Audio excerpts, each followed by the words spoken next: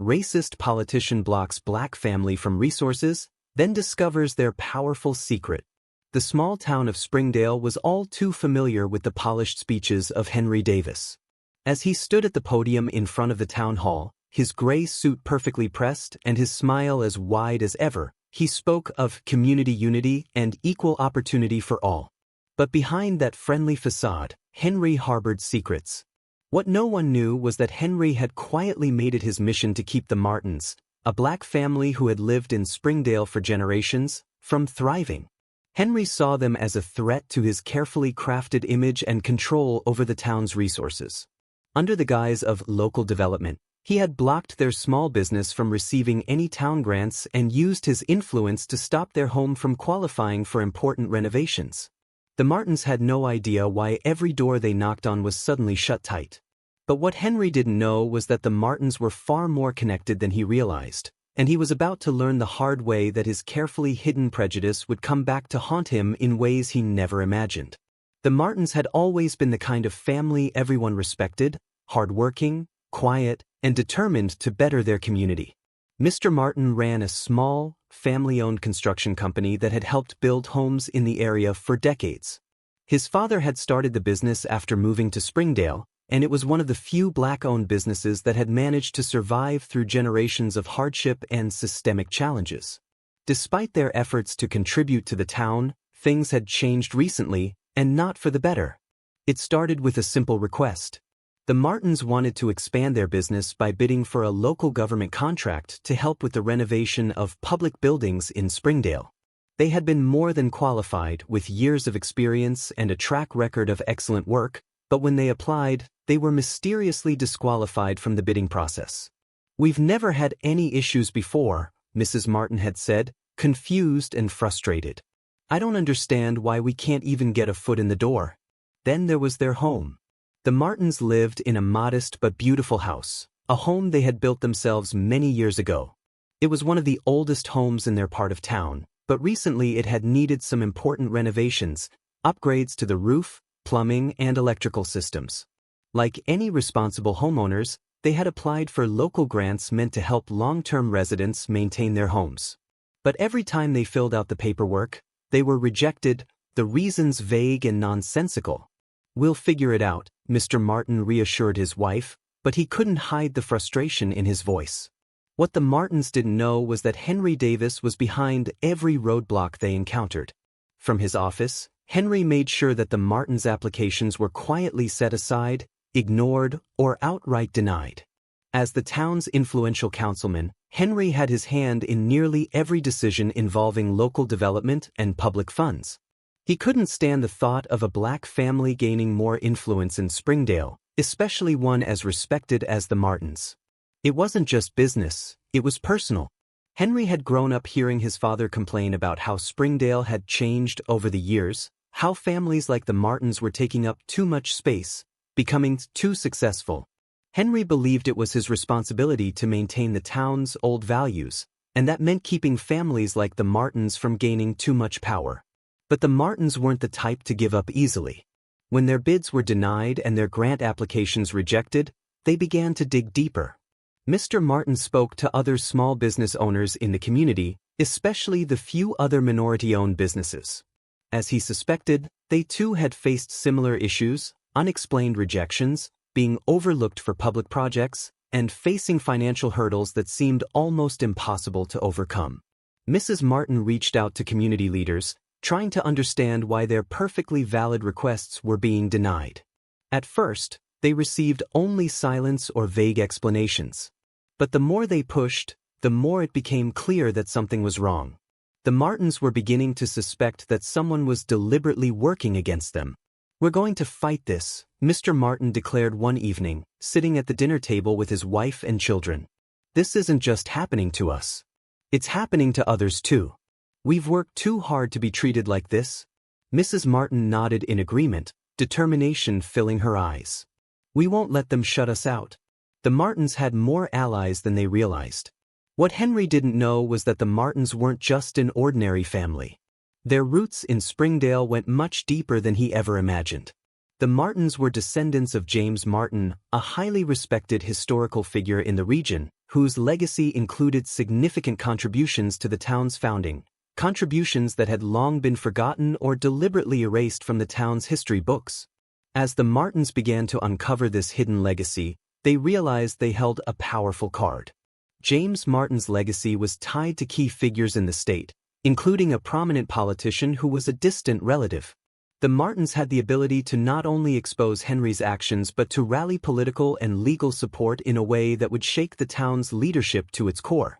Word of the Martins' struggle began to spread quietly through the community. Other black families and small business owners who had faced similar discrimination started to speak out, encouraged by the Martins' persistence. Soon, whispers of injustice turned into louder voices, and community meetings were being held to address the unfair treatment that many had been experiencing for years. The Martins, with their newfound knowledge of their family's deep ties to the town's history, began to organize a public event, a celebration of James Martin's legacy. They knew this would not only honor their family but also bring attention to the injustices they had faced. They invited local leaders, state officials, and members of the press. Henry, growing more anxious with every passing day, tried to undermine the event. He used his influence to spread false rumors, hoping to discourage people from attending. But the more he tried to sabotage their efforts, the stronger the community's support became. On the day of the event, Henry made a last-ditch effort to show up, hoping to see the Martins' event fail. To his shock, the town square was packed.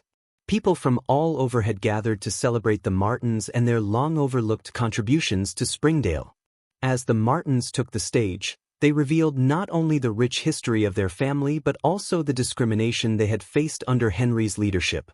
The crowd listened in stunned silence as they laid out the evidence: how Henry had blocked their business opportunities, denied their home renovations, and manipulated town policies to keep minority families from succeeding. But the Martins weren't done yet. In a dramatic twist, they introduced a guest speaker, Senator Jackson, a powerful political figure who was a direct descendant of James Martin. The senator publicly condemned Henry's actions, calling for an investigation into his conduct. Henry, pale-faced and shaking, knew he had lost. As Senator Jackson took the stage, the energy in the crowd shifted. This wasn't just a small-town gathering anymore.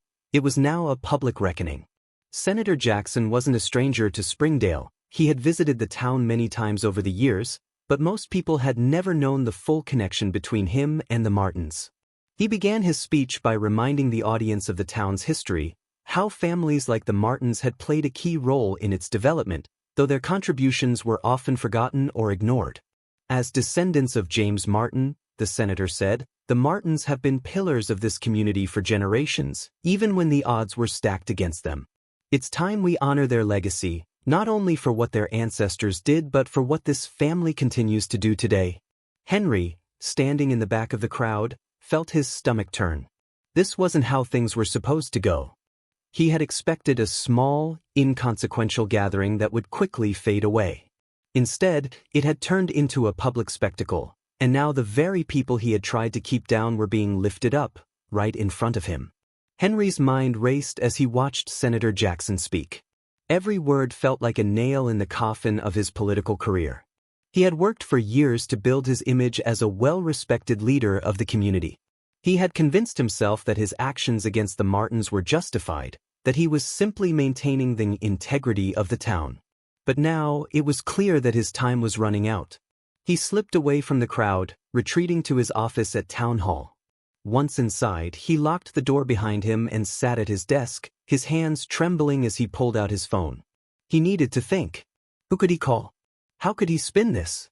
His usual tactics of control and manipulation were failing. The Martins had become more powerful than he ever expected, and now they were backed by a senator, someone with enough influence to bring him down for good. He scrolled through his contacts, his finger hovering over the name of a local journalist he'd once used to spread his political agenda. Maybe he could leak something, anything, that would divert attention away from the Martins' event. But deep down, Henry knew it was too late. The truth was out, and there was no escaping it. Back at the town square, the event was in full swing. After Senator Jackson's speech, the Martins took the stage. Mr. Martin, usually a reserved man, stood tall and proud as he addressed the crowd. "We've lived in this town for generations," he began, his voice strong and steady. "And for generations, we've worked hard to build a future for ourselves and for this community. We've faced challenges, we've faced discrimination, and we've faced people who thought they could keep us down. But we're still here. We're still standing." The crowd erupted in applause, and Mr. Martin paused, letting the moment sink in.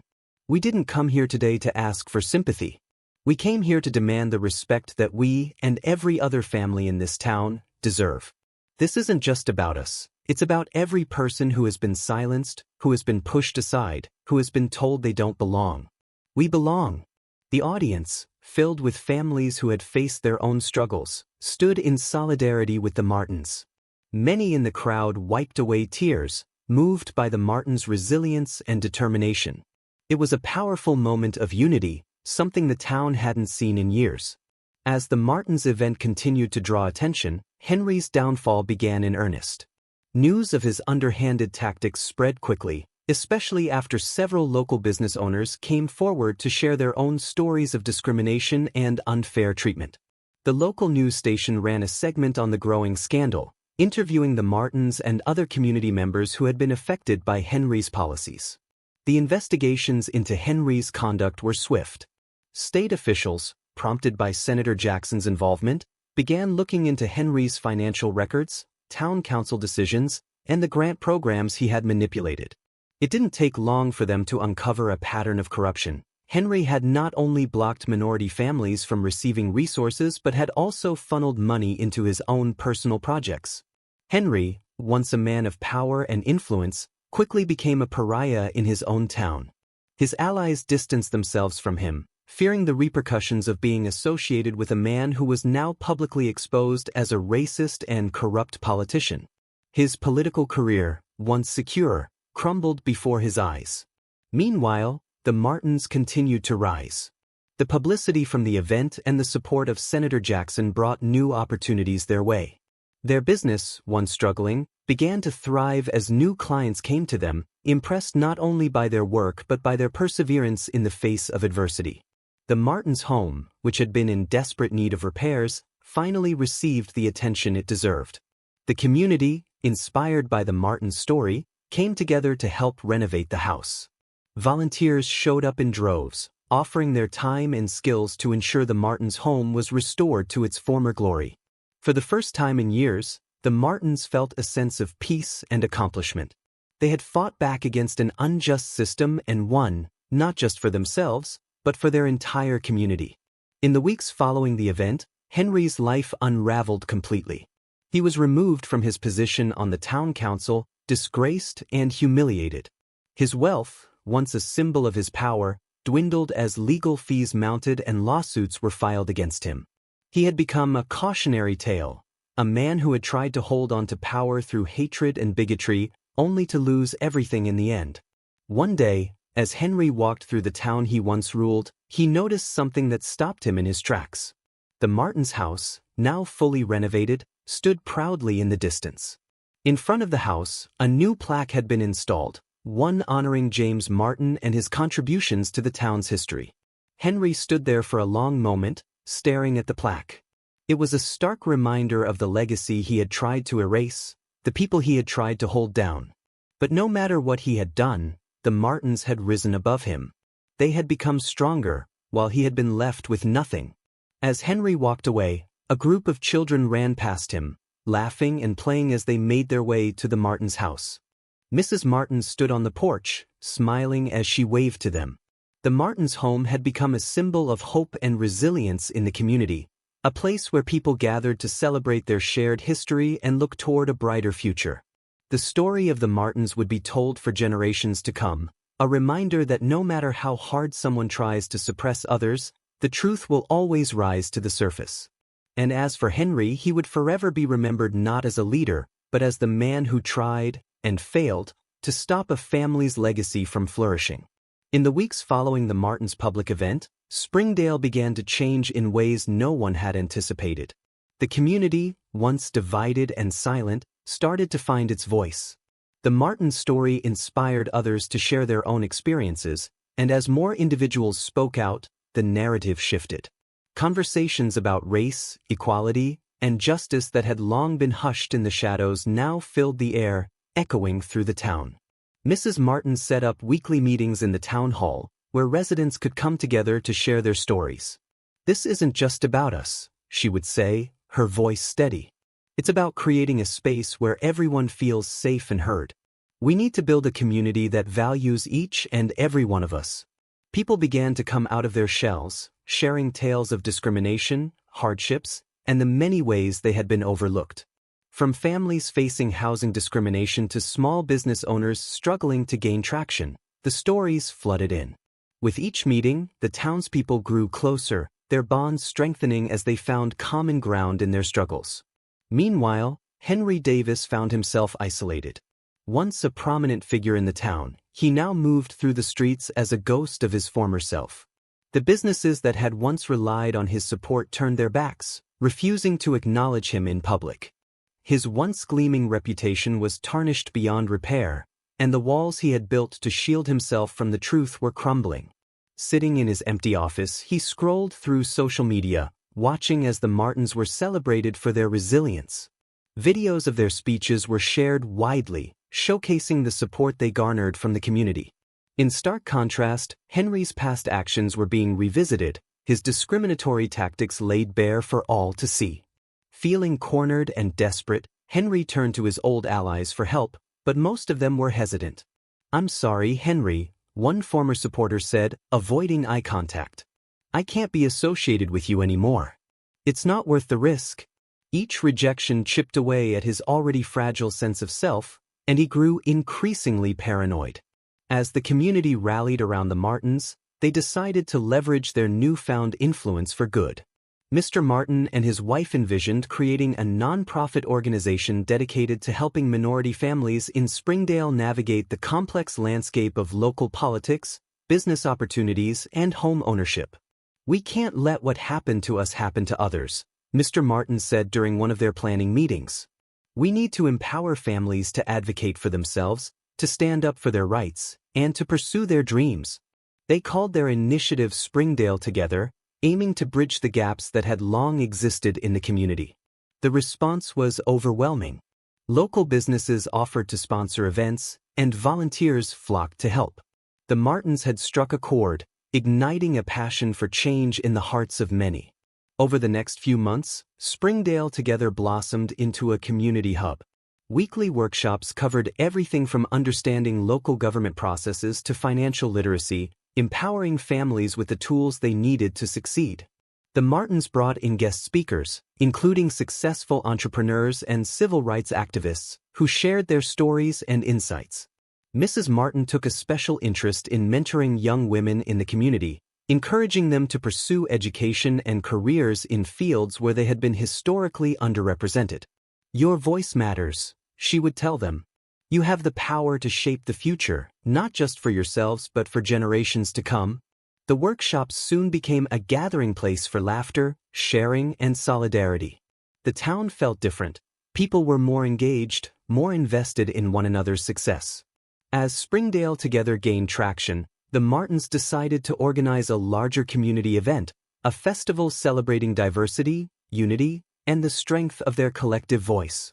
The idea was met with enthusiasm, and soon, planning committees formed, bringing together individuals from all walks of life.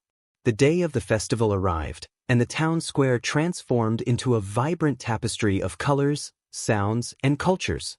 Booths filled with food, crafts, and information lined the streets, showcasing the rich diversity within the community. Local musicians performed, their melodies filling the air with joy and energy. The Martins stood at the center of the festivities, watching as families gathered around, sharing stories and laughter. It was a moment of triumph for them, a testament to their hard work and the love that had grown among the townspeople. But not everyone was celebrating. Henry, feeling the weight of his isolation, concocted a desperate plan to regain control. He decided to run for office again, believing he could reclaim his influence. He began to spread rumors about the Martins and their organization, attempting to sow discord and turn the community against them. "Don't be fooled," he'd tell anyone who would listen. The Martins are trying to take over our town. They want to change everything that makes Springdale great." Yet his words fell flat. The community, now united, saw through his attempts to manipulate the narrative. They had experienced firsthand the power of solidarity and resilience, and they weren't about to let someone like Henry tear them apart again. During the festival, Mr. Martin took to the stage, his heart pounding as he prepared to address the crowd. "We've faced adversity, but we've also found strength in one another," he said, his voice carrying over the crowd. "Together, we are a force for change, a voice that cannot be silenced. Let's continue to uplift one another and build a future where everyone belongs." The crowd erupted in applause, and as they cheered, Henry stood off to the side, watching in disbelief. He felt a gnawing sense of defeat. The very community he had once manipulated was now standing firm against him. Just as the festival reached its peak, a local news reporter approached the Martins with an unexpected revelation. "We've been investigating Henry Davis," she said, her tone serious. "And it seems there are more allegations against him than anyone realized." She detailed how a group of former employees had come forward, alleging that Henry had misused town funds and engaged in discriminatory practices beyond what the community had known. The story was set to air that evening, and it was sure to shake the very foundations of Henry's already crumbling reputation. As the Martins listened, a mix of emotions washed over them. This was the moment they had hoped for, but it was also a bittersweet reminder of how deeply ingrained the issues of racism and discrimination ran in their town. Henry, meanwhile, was unaware of the storm brewing. He was too consumed by his desperate need to reclaim power. But as the news aired, the backlash against him intensified. Residents began to gather in front of Town Hall, demanding justice and accountability. The day after the festival, the town council convened an emergency meeting. As residents packed the hall, they voiced their concerns about Henry's actions, demanding an investigation into his practices. The air was thick with emotion, and the Martins stood among the crowd, their hearts swelling with pride as they witnessed the community they had fought for. Mr. Martin took the opportunity to address the council. "This is not just about one man's mistakes," he said, his voice firm. "This is about ensuring that our community stands for justice and equality. We cannot allow fear and hate to govern our town any longer." The council members exchanged uneasy glances, knowing that the weight of the community's expectations rested heavily on their shoulders. They promised to look into the allegations and take appropriate action. As the months rolled on, the ripple effects of the Martins' efforts became apparent.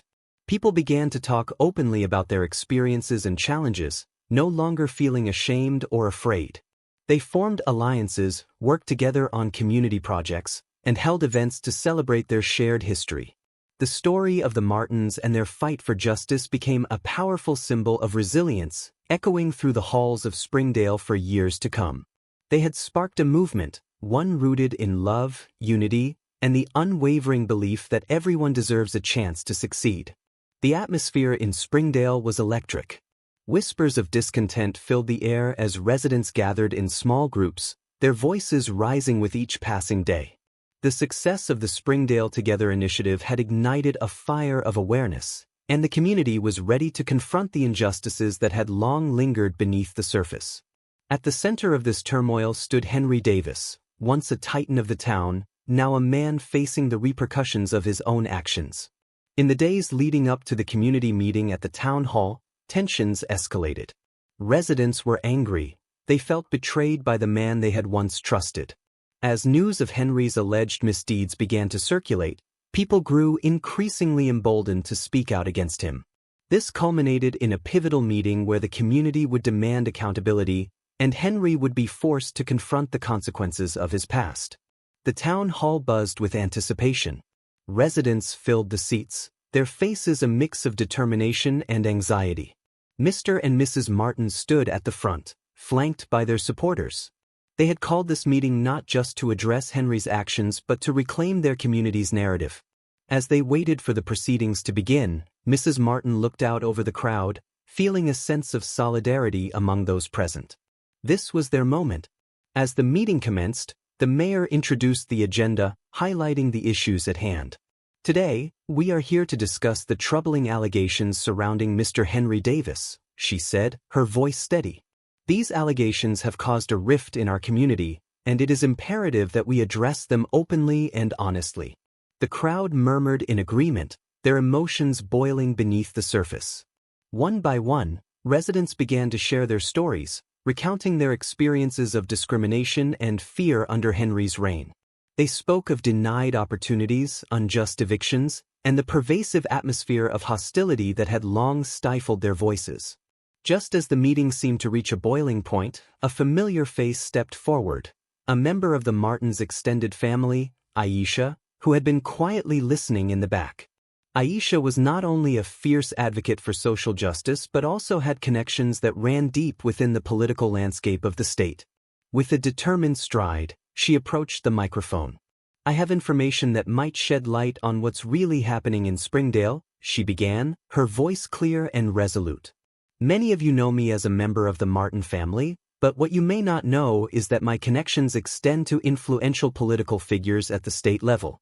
Gasps rippled through the crowd as they processed her words. This was not just a simple confrontation. This was a revelation that could change everything. Aisha continued, "Over the past few weeks, I've gathered evidence of Henry's corrupt practices. It's time for the truth to come out." The tension in the room thickened as Aisha revealed her findings. She had uncovered a series of documents detailing Henry's misuse of funds, manipulation of housing regulations, and his collusion with other corrupt officials. For years, he has been exploiting vulnerable families, denying them their rights while enriching himself, she declared, her voice unwavering. "The time for silence is over. We need to hold him accountable." Henry, sitting at the front, felt the weight of her words crashing down on him like a tidal wave. The faces of those he had wronged flashed before him, and he could feel their eyes burning into his soul. Panic surged within him as he realized that the community he had once controlled was now rising against him, empowered by the very voices he had tried to silence. As Aisha continued to lay bare Henry's misdeeds, he felt a growing sense of desperation. "This is all lies," he shouted, attempting to regain control of the narrative. "I have done nothing wrong. You're all being manipulated." His voice echoed in the hall, but the conviction in his words faltered as the crowd erupted in dissent. "Enough is enough, Henry," shouted one resident. "You can't hide behind your lies anymore." Mr. Martin stepped forward, his demeanor calm yet assertive. "This isn't just about your failures, Henry. This is about the lives you've destroyed and the community you've betrayed. The truth has a way of coming to light, and now it's time for you to face the consequences of your actions." The crowd erupted in cheers. United in their resolve to hold Henry accountable, they began chanting, "Justice for Springdale." The energy in the room shifted from fear to empowerment, and the collective strength of the community surged forth. They had found their voice, and they were ready to reclaim their narrative. As the chants echoed through the hall, Aisha stepped down from the microphone, and the atmosphere crackled with anticipation. It was clear that the tide had turned, and Henry was losing his grip on the town he had once controlled. The next few weeks were a whirlwind for Henry. As the news of Aisha's revelations spread, local and state media descended upon Springdale, amplifying the call for justice. Reporters flocked to the town, eager to uncover the truth behind Henry's actions. The community, once silent, now stood resolute, demanding transparency and accountability. Henry attempted to defend himself, but the evidence was overwhelming. His past actions were being dissected in the public eye, and the depth of his racism and corruption was laid bare for all to see. He could no longer hide behind his facade of power. The community he had tried to suppress was rising to expose him. With each passing day, the momentum grew stronger. The Martins and their supporters rallied together, organizing marches and protests to demand Henry's resignation. The once divided community began to unify under a shared purpose: to stand against injustice and create a future where everyone had a voice. At the forefront of this movement was Aisha, whose bravery inspired many to come forward with their own stories. Families began to speak out about their experiences with discrimination, igniting a movement that spread beyond Springdale. The town became a beacon of hope, a symbol of resilience in the face of adversity. As the pressure mounted, a town hall meeting was scheduled to address Henry's future. The community was abuzz with anticipation. This would be the moment of truth. Henry was invited to attend, but many wondered whether he would show. On the day of the meeting, the atmosphere was charged with tension. Residents filled the hall, their hearts pounding as they awaited Henry's arrival. When he finally walked in, he was met with a chorus of jeers and boos. It was clear that the community had made their decision. They no longer wanted a man who had betrayed their trust. Mr. Martin stood at the front, ready to address the crowd. Today, we stand united, ready to reclaim our community. We will not allow fear or hatred to dictate our future, he declared, his voice echoing through the hall. It's time for us to take a stand against injustice. As the meeting progressed, the crowd voiced their opinions on Henry's actions. A vote was called to determine whether he should remain in office. Tension hung thick in the air as everyone awaited the results. When the votes were tallied, the outcome was clear. Henry was ousted. A sense of relief washed over the crowd, and cheers erupted as they realized they had reclaimed their community from the clutches of fear and oppression. Henry's face fell as the reality of his downfall sank in. He had underestimated the power of the very people he had tried to suppress. They were no longer afraid. They had risen to claim their dignity and their rights. With Henry's exit, the community began to heal. The Martins and their supporters focused on rebuilding and fostering an environment where everyone could thrive. They worked tirelessly to ensure that the mistakes of the past would not be repeated, advocating for policies that promoted inclusivity and equality. As they walked through the town, Mrs. Martin reflected on the journey they had taken. "We've come so far," she said, looking at her husband. "This is just the beginning. We need to continue this momentum and ensure that every voice is heard." Mr. Martin nodded in agreement. "Together, we can create a future where our children will never have to face the injustices we endured. Let's build a community that stands for love, respect, and understanding." The Martins' efforts were met with overwhelming support from the community. They organized events to celebrate diversity, foster understanding, and create dialogue among residents. Families shared their stories, and connections grew stronger as the town began to transform into a more inclusive place. In the following months, Springdale Together became a thriving organization, empowering individuals to advocate for their rights and the rights of others. Aisha continued to play a pivotal role, leveraging her connections to advocate for policies that promoted equity and justice. As the community came together to celebrate their achievements, the spirit of unity was palpable. They had weathered the storm and emerged stronger, ready to face whatever challenges lay ahead. In the aftermath of Henry Davis's downfall, Springdale began to feel like a different place. The air was charged with possibility as the Martins and their supporters rolled up their sleeves, ready to rebuild the community. No longer shackled by fear or oppression, they were determined to create a town that valued every voice, particularly those that had long been marginalized. With the public's newfound support, the Martins spearheaded initiatives aimed at uplifting Black-owned businesses. They understood that economic empowerment was crucial for the community's long-term stability and growth. In collaboration with local leaders and business owners, they organized a series of workshops focused on entrepreneurship, financial literacy, and marketing strategies tailored for Black entrepreneurs. "Every story matters," Mrs. Martin would say during their meetings. "Every business represents dreams, hard work, and resilience. It's time we elevate those voices and ensure they are heard in every corner of Springdale." As the workshops gained traction, the Martins partnered with local banks to secure funding and grants specifically designed for Black-owned businesses. They launched the Springdale Economic Empowerment Fund, which provided low-interest loans to entrepreneurs who had previously been denied opportunities. This initiative was a game-changer, enabling aspiring business owners to turn their dreams into reality.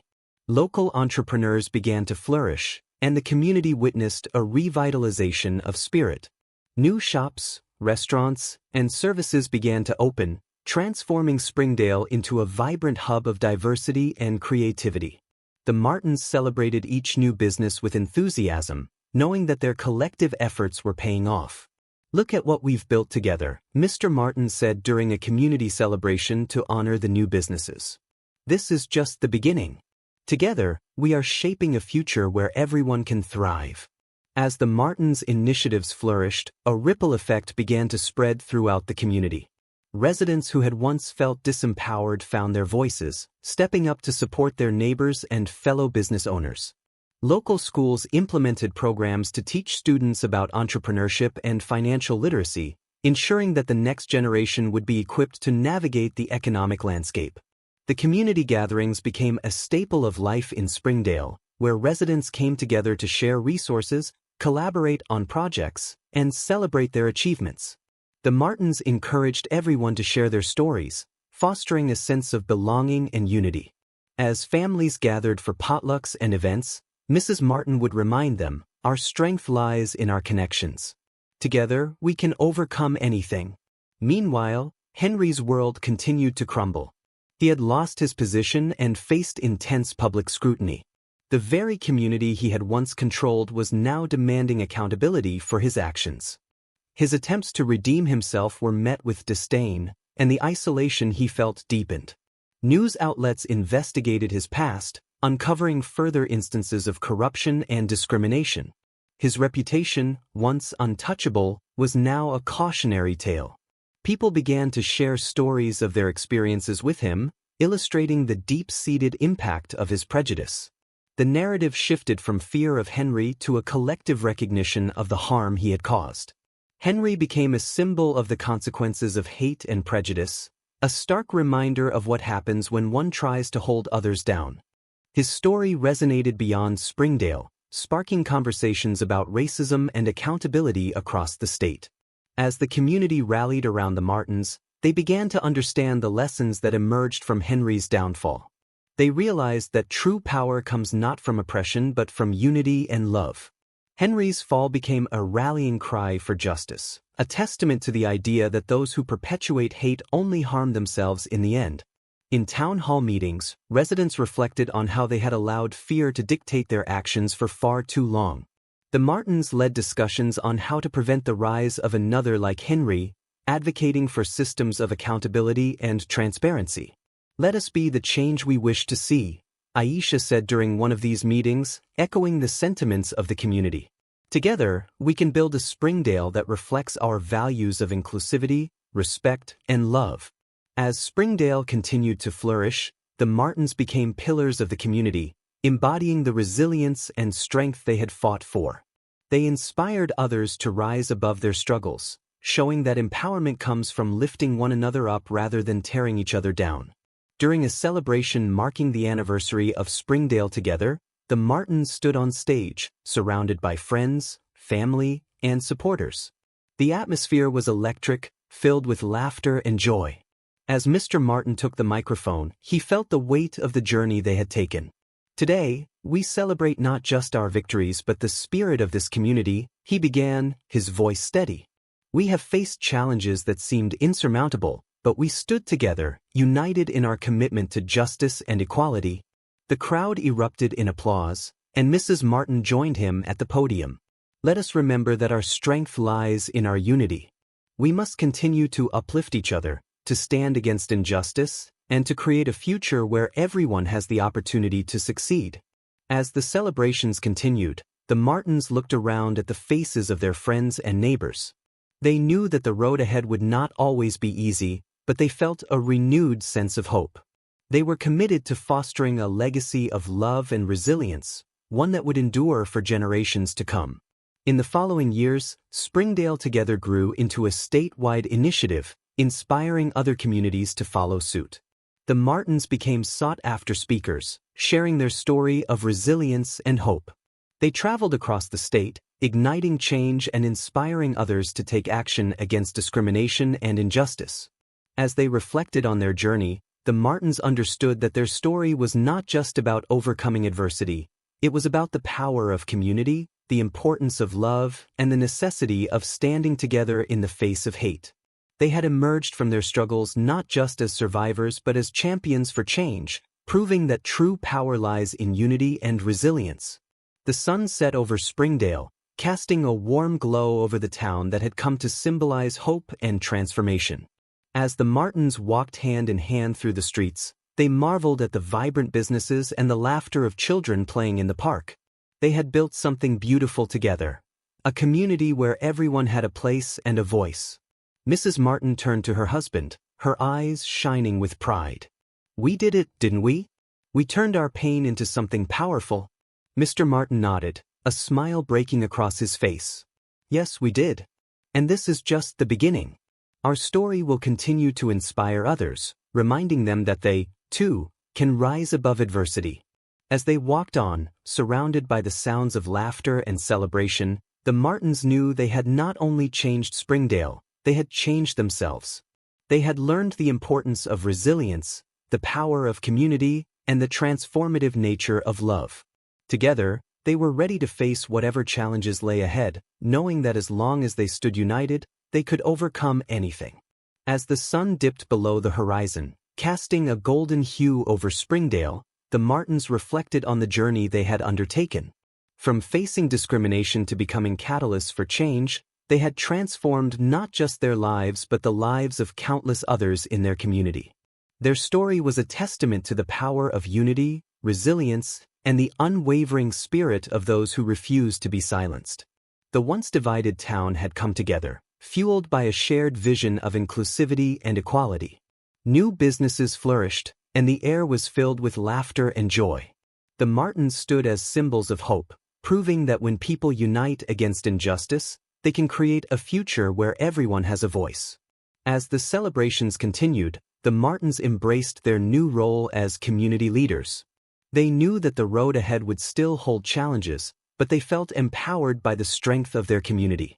With each step forward, they remained committed to uplifting others and fostering an environment where love and respect triumphed over hate. As we wrap up this journey of resilience and transformation, we invite you to be a part of this movement. Your voice matters, and together, we can continue to inspire change in our communities. If you found inspiration in the Martins' story, please take a moment to like this video, share it with your friends, and subscribe to our channel for more uplifting tales of courage and hope. We believe that stories have the power to change lives, and by sharing these narratives, we can spark conversations that lead to meaningful action. Your support helps us reach more people and spread awareness about the importance of standing against discrimination and injustice. What did you think of the Martins' journey? How do you plan to make a difference in your community? We want to hear your thoughts in the comments below. Share your stories, experiences, and ideas for fostering unity and resilience in the face of adversity. Together, we can build a world where love triumphs over hate and every voice is heard. Thank you for joining us on this journey, and remember, every action counts. Let's continue to rise above and create a brighter future for all.